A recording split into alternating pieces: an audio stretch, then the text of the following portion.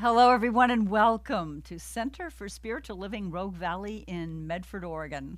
I'm Kimberly Hawkins, Spiritual Director here, and we're so grateful you decided to join us for our Sunday celebration. We are a welcoming and inclusive spiritual community dedicated to teaching spiritual tools to transform personal lives and help make a world that works for everyone. We welcome you no matter where you happen to be on your own personal spiritual journey. With me this morning is our practitioner, Frank Young, who will be doing our invocation and reading for us. And our musicians this morning are Heather Hutton and Richard Williams, who now have our opening song.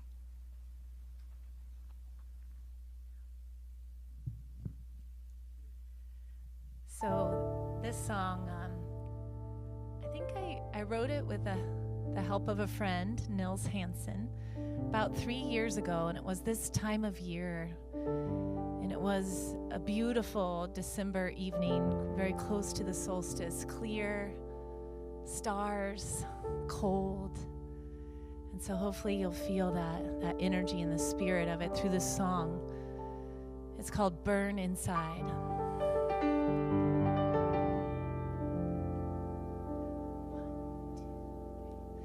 The sun is standing still. The seeds await its will. The sun is standing still. The seeds await its will. The force of the cold and the clear dark sky, the brilliance of stars and the silence of white. We may yearn for the warmth on the other side, but the fire and light still burn inside.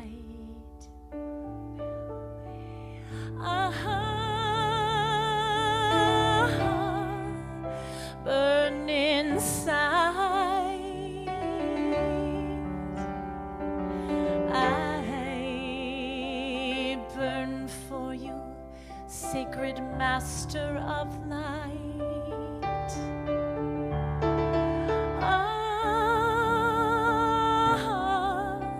Burn inside. I burn for you, sacred master of light.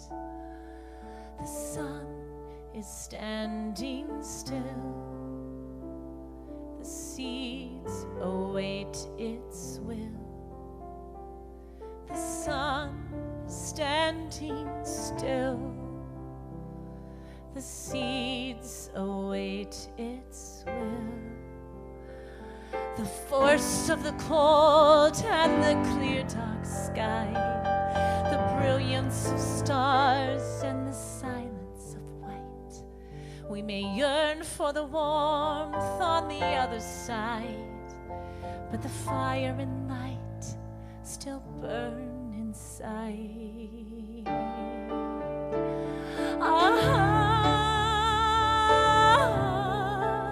Burn inside. I burn for you, sacred master of light. I burn inside. We burn for you, sacred master of light. We yearn for you, sacred master of light.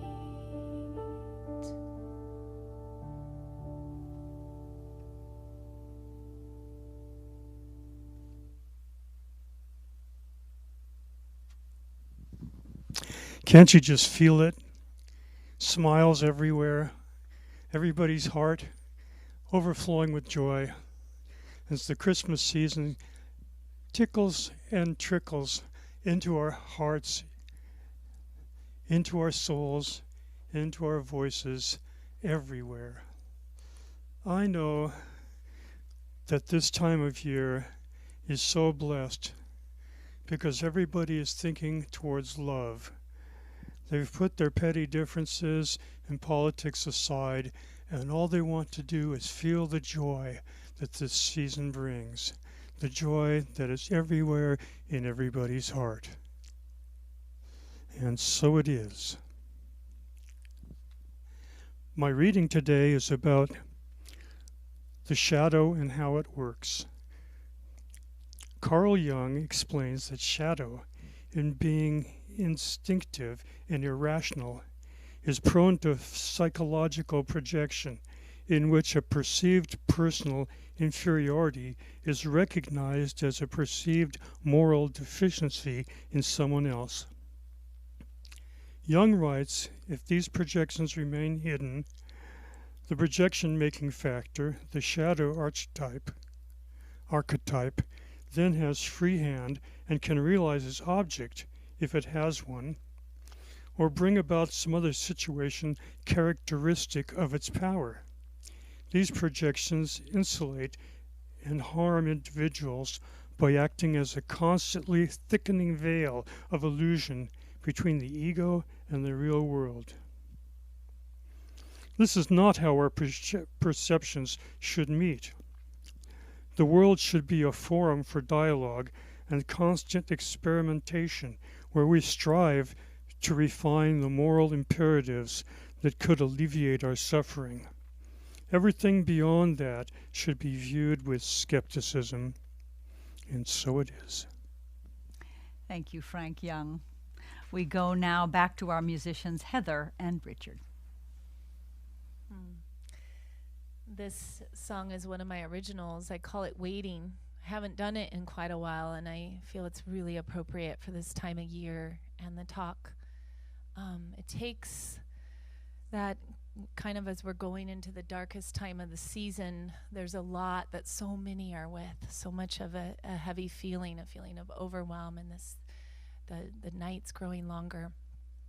And also you'll hear the theme of the Christ story and Advent and Mary about, to birth Yeshua, Jesus, and waiting for that as well.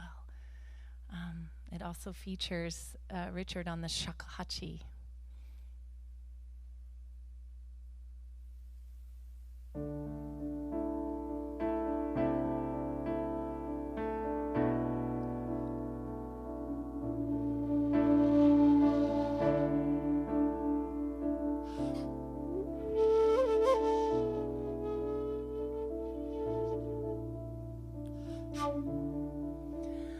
I am cold, I am tired, and I am heavy.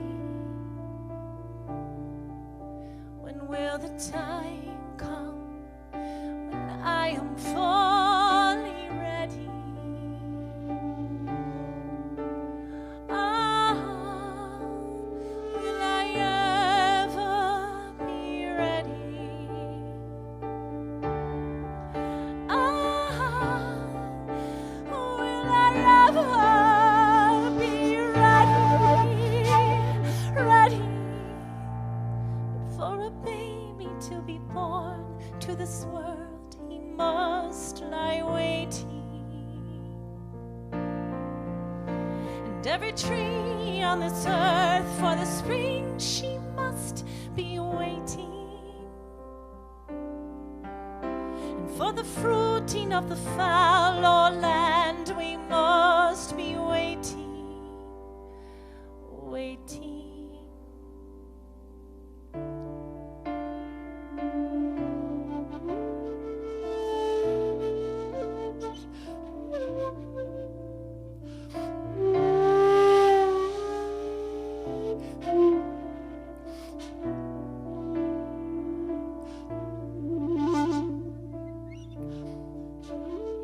I am cold, I am tired, I am heavy, but the time will come, I will be ready.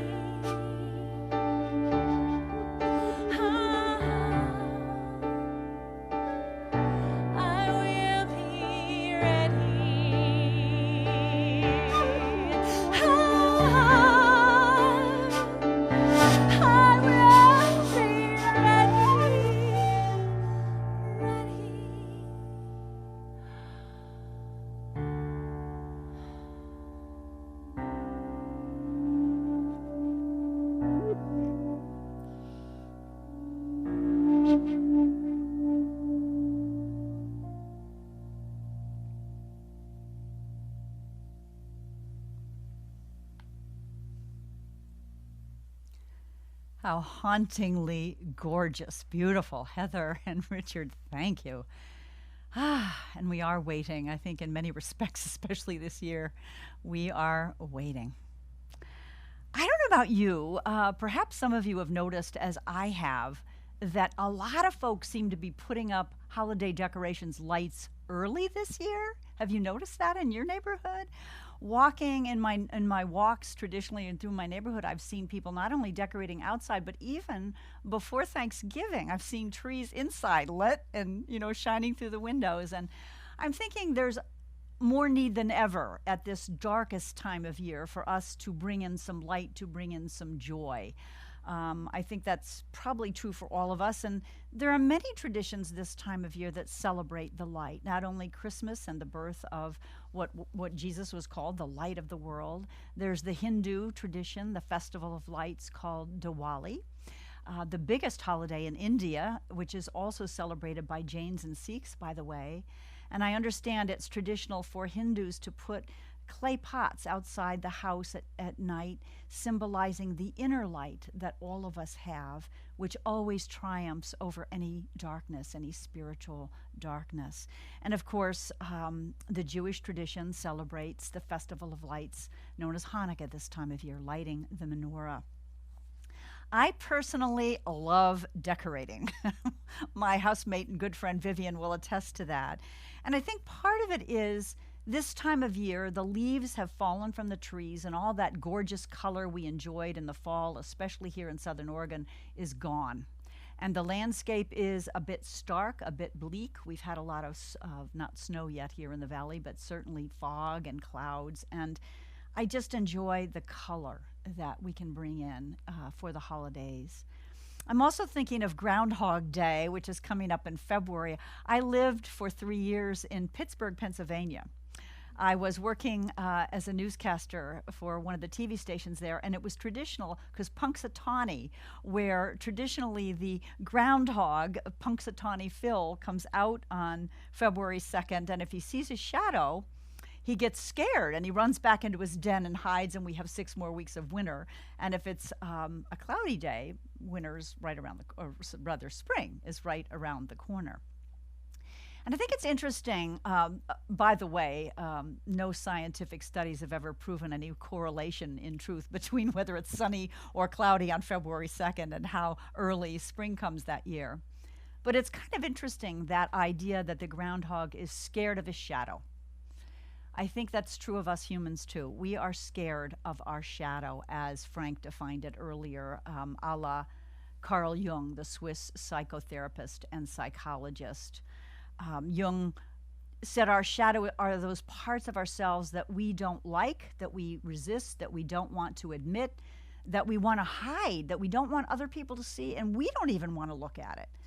And I got to tell you, this week, I chose this topic because it was a suggested topic. I think it's an important one, but I was a little resistant. I wasn't real happy thinking about and focusing on my own shadow. So just a little confession there.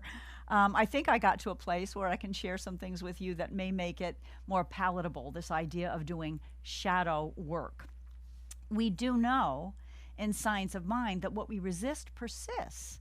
So Jung said this is a direct quote: everyone carries a shadow, and the less it is embodied in the individual's conscious life, the blacker and denser it is. So if our shadow side is repressed, it never gets healed, it never gets corrected. And in fact, looking at those aspects of ourselves that we're not proud of is a healing opportunity. It's an amazing opportunity to heal and release what really doesn't define us or serve us. So healing can happen. I was interested to find out that several writers have talked about us and making an analogy between human beings and the moon. The moon, of course, is said to have a dark side. It doesn't really have a dark side. That other hemisphere that we never see is simply hidden from our view on Earth. All but, I understand, about 18% of it, which sometimes shows up because of the way the moon oscillates. But the moon has this hidden portion, and we too, as humans, have these parts of ourselves, this darkness that we hide, that we want to hide and keep hidden. And so today I want to talk about that. I want to talk about the gifts in taking out the shadow and looking at the shadow. The talk title this morning is Welcoming the Shadow. Kind of the last thing in the world I wanted to do early in the week, but I'll reveal a little more as we go along here. So the poet, the wonderful poet, Mary Oliver, wrote a poem, a very short poem called The Uses of Sorrow, where she speaks to this idea of lightness and darkness, because we experience both, not only in the seasons, but in our lives, do we not? We experience times that seem dark and times that seem light.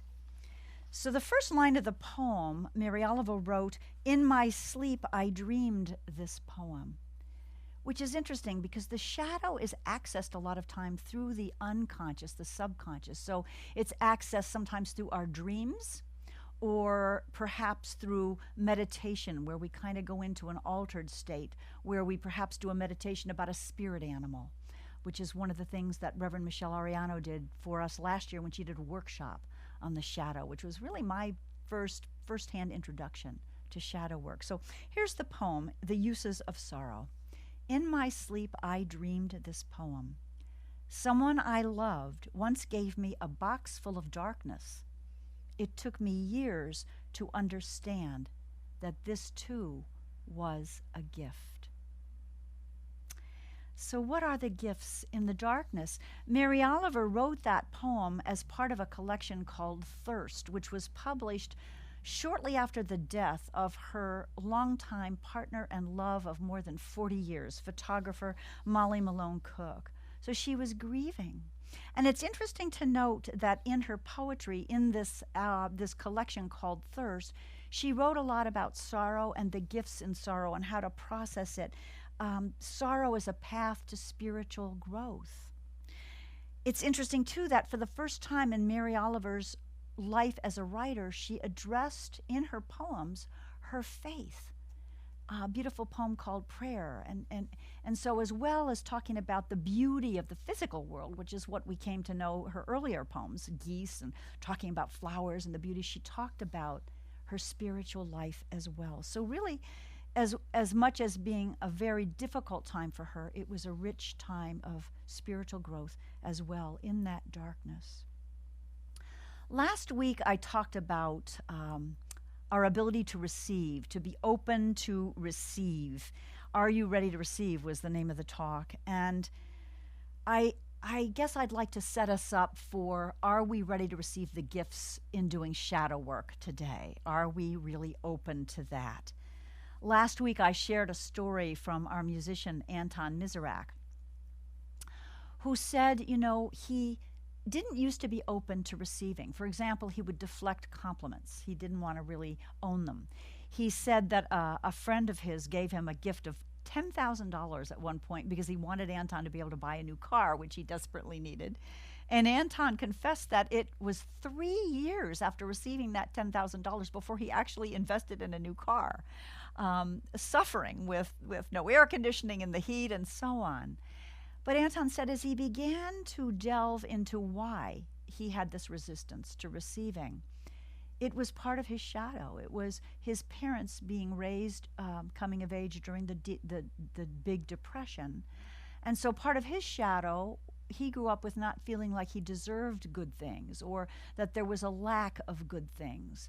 And as he began to own that and look at it and examine it, bring it into the light, as you will, he was able to release it, and he was able to open to receiving. So I just use that, I think, as a good example of some of the gifts that can come in looking at our shadow. It isn't comfortable, even though it feels like we need to hide those aspects of ourselves we're not proud of. It isn't really comfortable because we can't just be who we are. We can't fully embrace and integrate all of us. Last year when Reverend Michelle Ariano did that workshop for us, she talked about the via positiva, which are those things we want to bring into our life, and the via negativa, which are those things that we need to release in our life. And so she asked the question during the workshop, what do you need to release? What do you need to let go of? For Anton, it was that feeling that he didn't deserve good. It was that idea that there was lack and that we had to be very, very judicious in what we received and we were able to enjoy. So one of the questions I invite us to ask ourselves is, what's holding us back? What's holding us back from receiving? What's holding us back from doing or being the full brilliance that we were that we were created to be? Hurts hold us back, for sure, but they are also our teachers. They can be. And I would say that the shadow normally comes from things that happened early to us, those early hurts that happened in our childhoods. So, it takes some courage to go back and to heal that.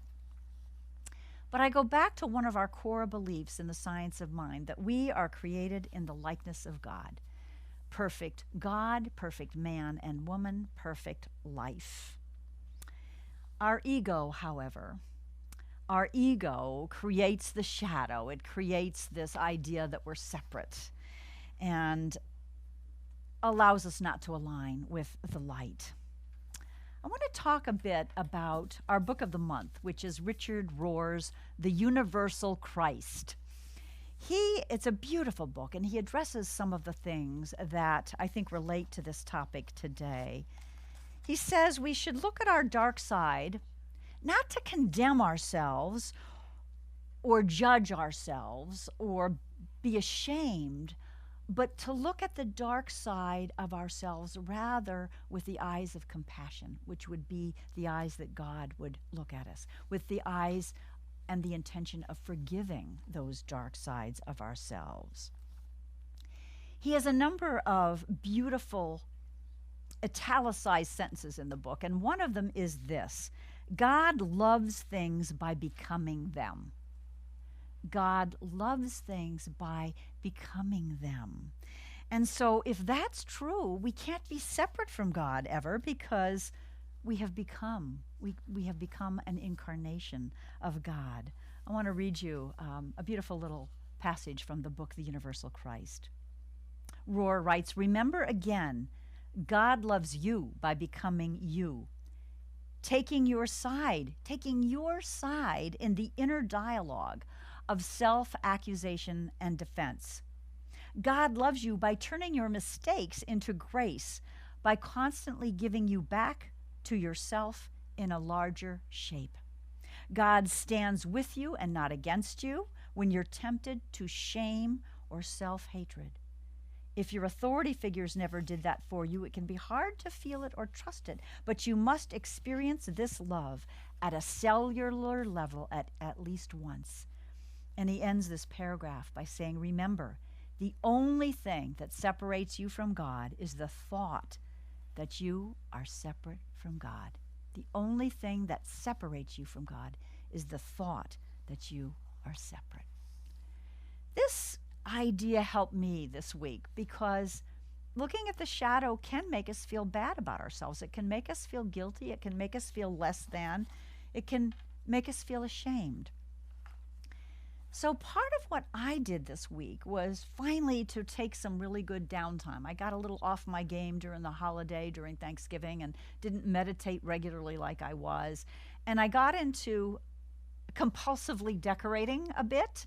That's one of my addictions. It's fun and it's happy because it makes me feel happy, but I was not feeling at ease in myself. Do you ever have that feeling? You're doing and you're active, but something isn't quite right. And addictions, by the way, are another sign that maybe the shadow side needs a look. Because addictions, whether we're overeating, drinking, whether sexuality is our addiction, whether shopping, whatever it might be, we engage in those addictive behaviors so we don't feel. But the sad part is it doesn't take the feeling away, because as soon as we stop the overindulging of whatever it is, we still have the feelings. So finally, I sat one morning and had a deep, long meditation, and I had a lot of tears. A lot of sadness came through. And what I realized was I was grieving my mom. I just really miss her during the holidays, and she's been gone from the planet for 7 years. but especially this time of year, I miss her. And I'm sure this is true for many of us. You know, whether we've lost someone recently or way back when, or for many, it's been the COVID situation, losing people due to COVID and not even being able to be there when they're dying. So it's important to look at that darkness and to feel it and to release the feelings. And I got to tell you that after that really good cry that morning, I felt more relaxed. I felt this equanimity and peace come back, and it was quite lovely.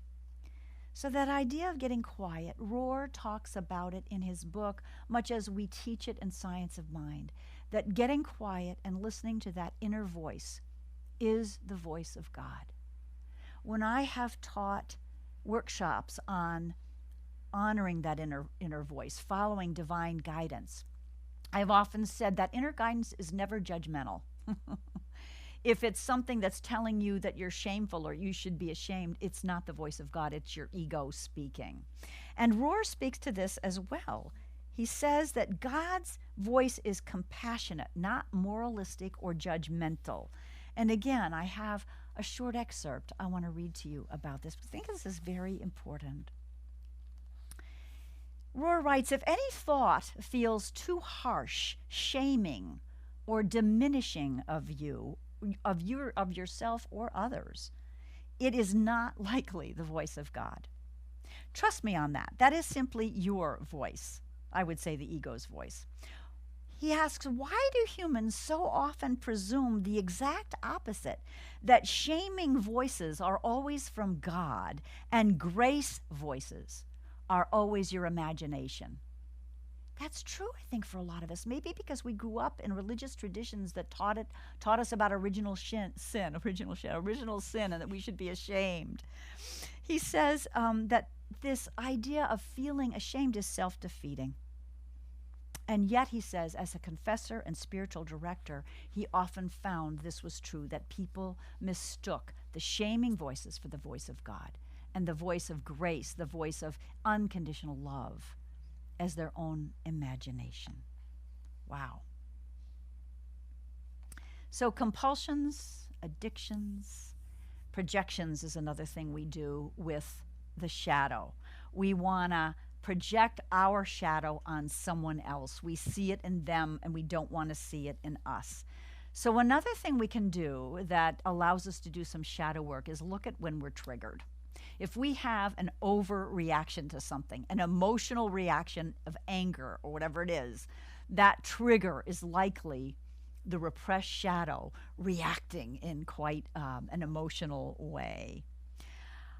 Again, this week, I must tell you, I think as we all have been struggling a bit with anger at political figures that represent a side that we don't agree with, I was in that mood this week, really ticked off at something.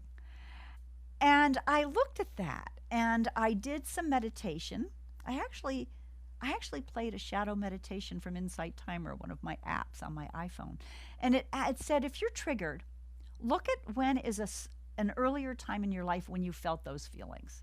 And for me, it was one of my exes. I remember feeling ticked off at him.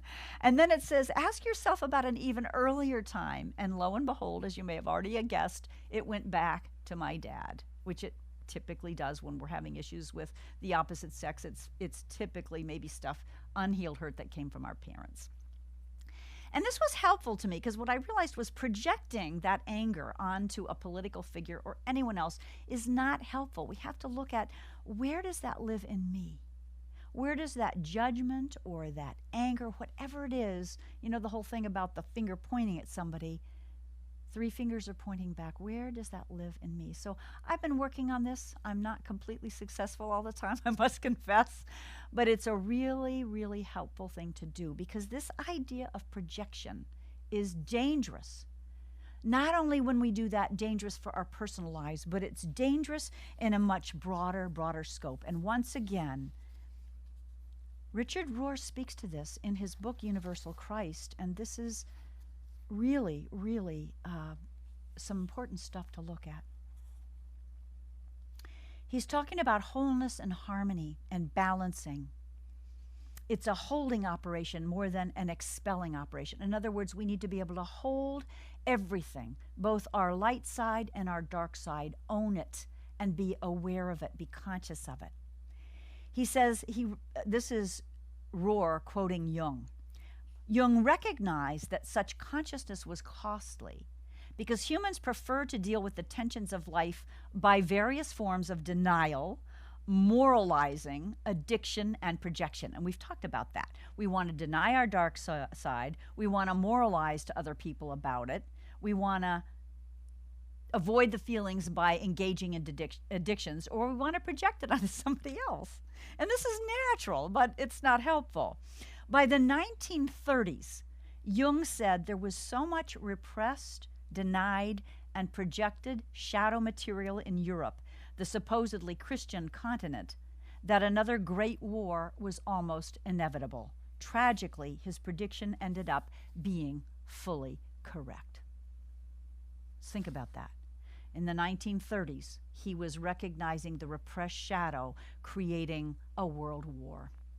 And really, that's what can happen when we're not willing to welcome the shadow collectively.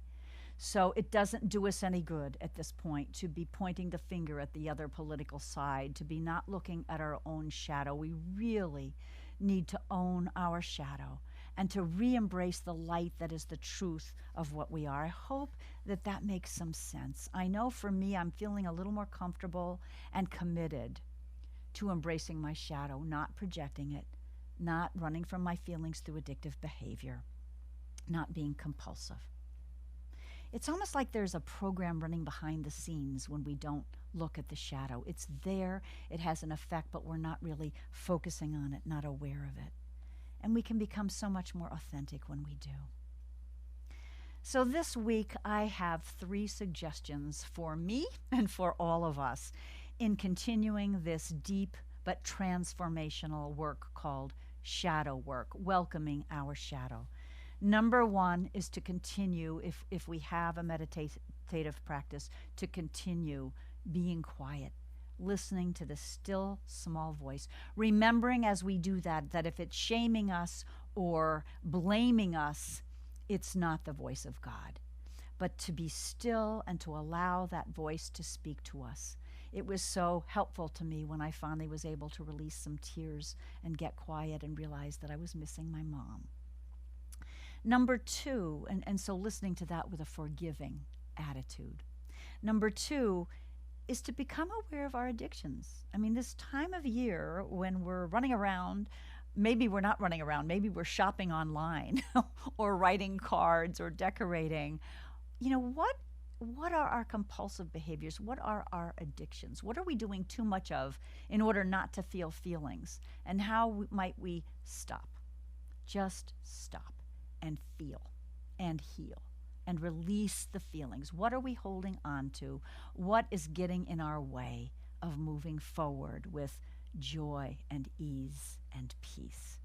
So number 1, getting quiet. Number 2, looking at our addictions. And number 3 is looking at when we're triggered, when we just want to wring someone's neck.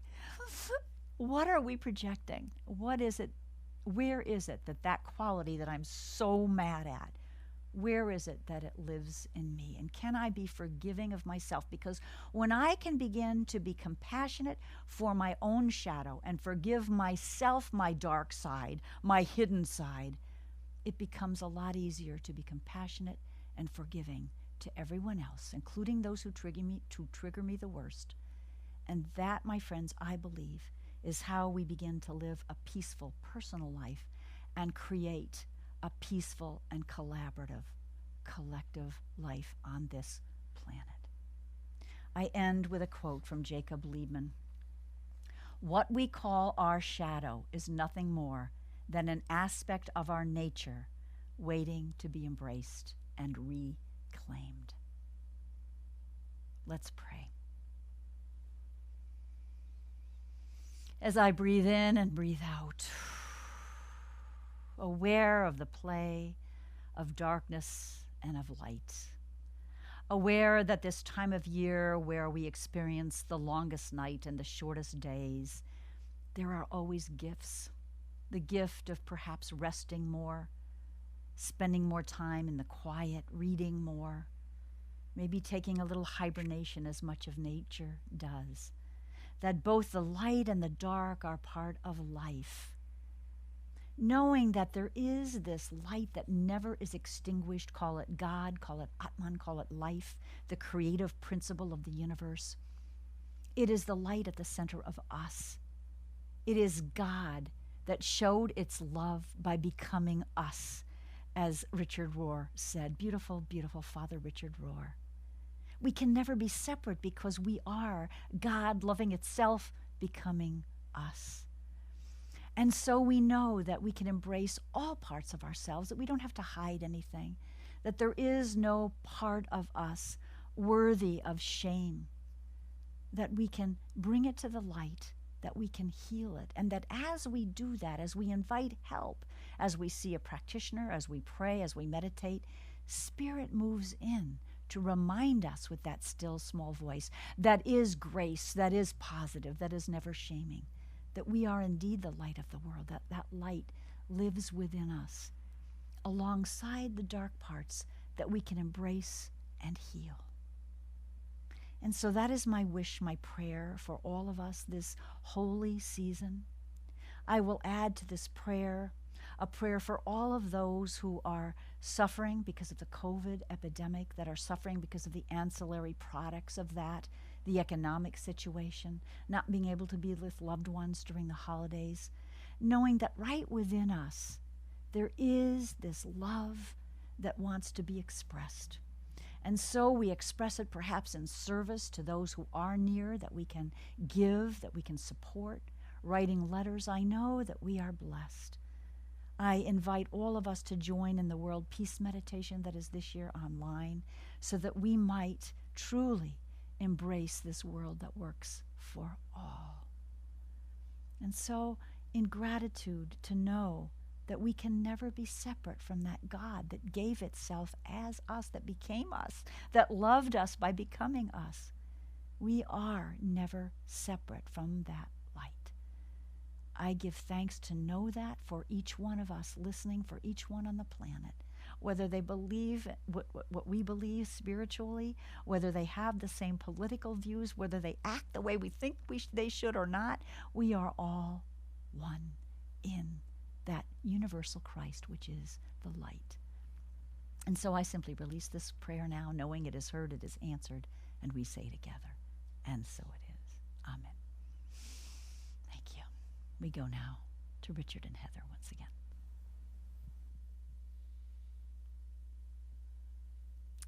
Thank you, Reverend Kimberly. That was such good stuff, good medicine.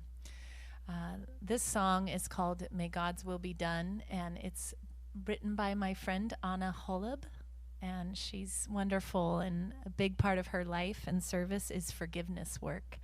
So thank you, Anna, for this song.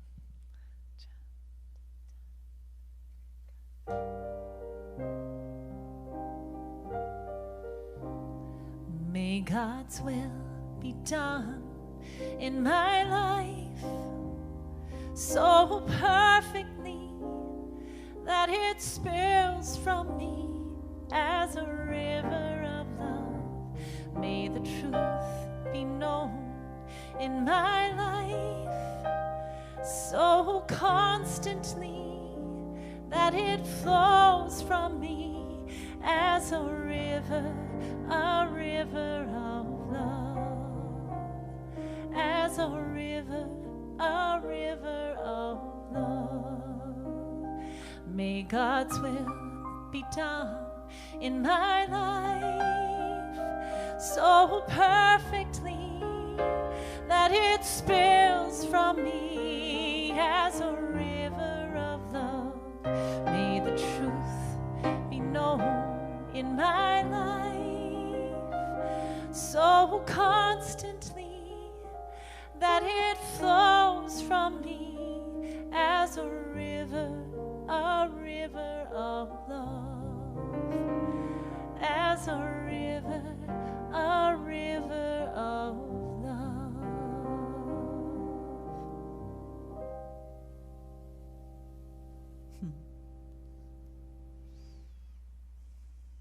River of Love. How beautiful, Heather and Richard. So, speaking of rivers, we're going to talk about a river of giving for a few moments. We are at that time of year in our Center for Spiritual Living and in many of our centers throughout the country of having a conscious giving program where we ask our members and people who like our services and what we offer to commit to giving for the coming year. And this can be done online this year by simply sending an email to cslroguevalley@gmail.com.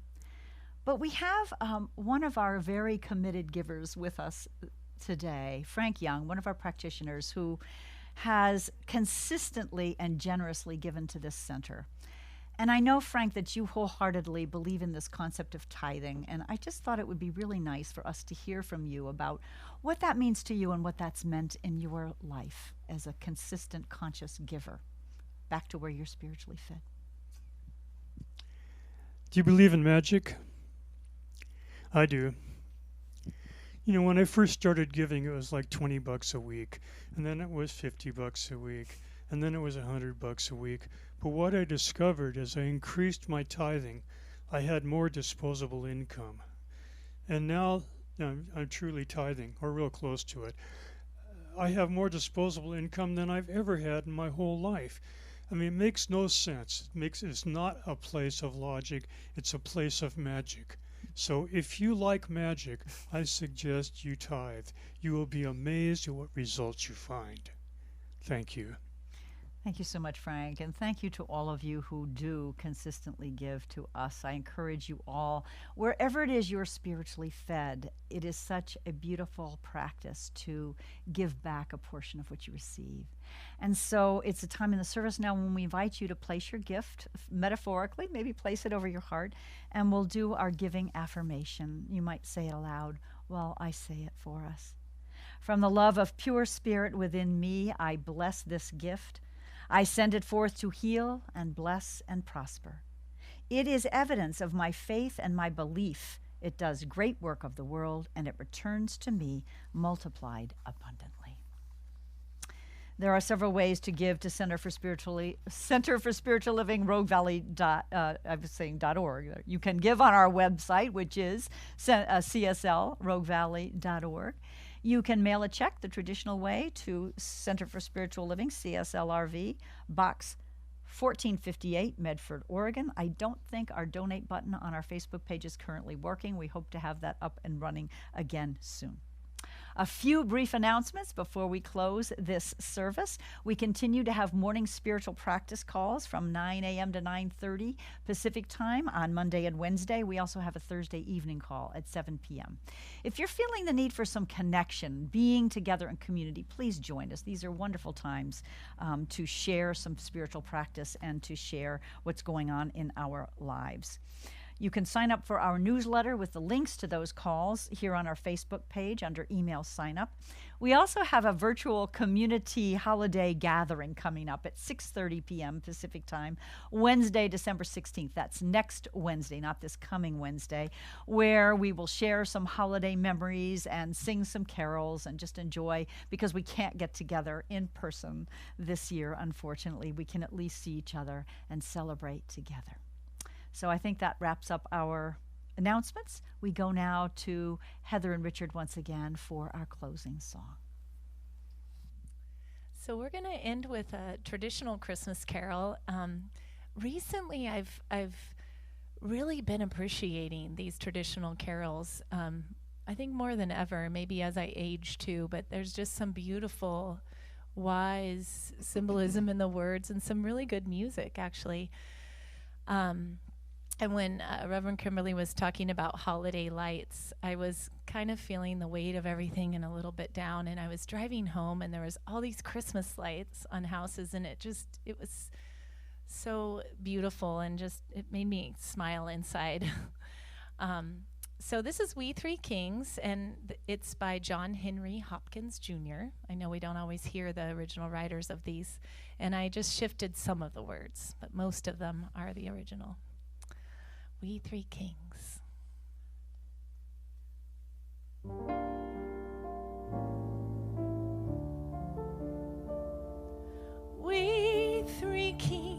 Hills of Orient are bearing gifts, we traverse afar, field and fountain, moor and mountain, following yonder star. Oh, star of wonder, star of light, star with royal beauty bright, westward leading, still proceeding, guide us to thy perfect light. Frankincense to offer have I, incense lit to sanctify, prayer and praising voices raising, honoring all of life. Oh, star of wonder, star of light, star with royal beauty bright, westward leading, still proceeding, guide us to thy perfect light. Of wonder, star of light, star with royal beauty bright, westward leading, still proceeding, guide us to thy perfect light.